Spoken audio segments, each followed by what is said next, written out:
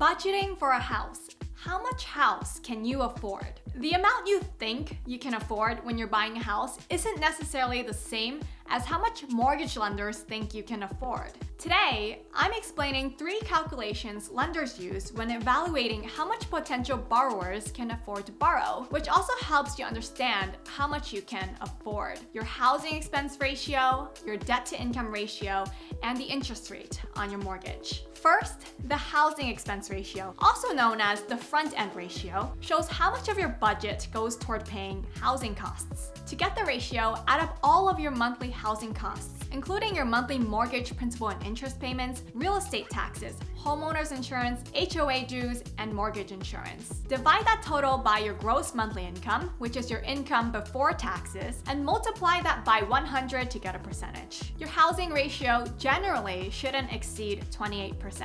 So if your gross monthly income is $8,000, your housing costs should not exceed $2,240. Figuring out your debt to income ratio is similar, but it includes all your debts and not just your housing costs. Start with the figure you used for your housing expense ratio and add to it the minimum monthly payments for all your credit cards, personal loans, car loans, child support or alimony, and student loans. Divide that total by your gross monthly income and multiply by 100. Different loan types and lenders have different standards for borrowers' DTI ratio. Some lenders prefer it as low as 36%, others will approve loans for borrowers with DTI ratios of 41%, and some government loans allow a DTI ratio of 50% or higher. If your lender requires a maximum DTI ratio of 41%, then your total debt payments on a gross monthly income of $8,000 need to be less than $3,280 a month. If the lender wants a DTI ratio of 36%, your total monthly debt payments should be less than $2,880.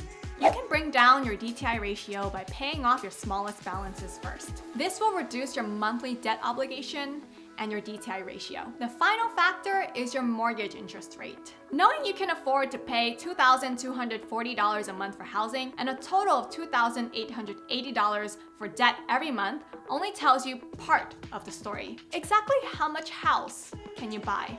The interest rate determines this. For example, for a $350,000 loan on a 30-year fixed-rate mortgage at 6%, the monthly payment is $2,098 for a housing expense ratio of 26%.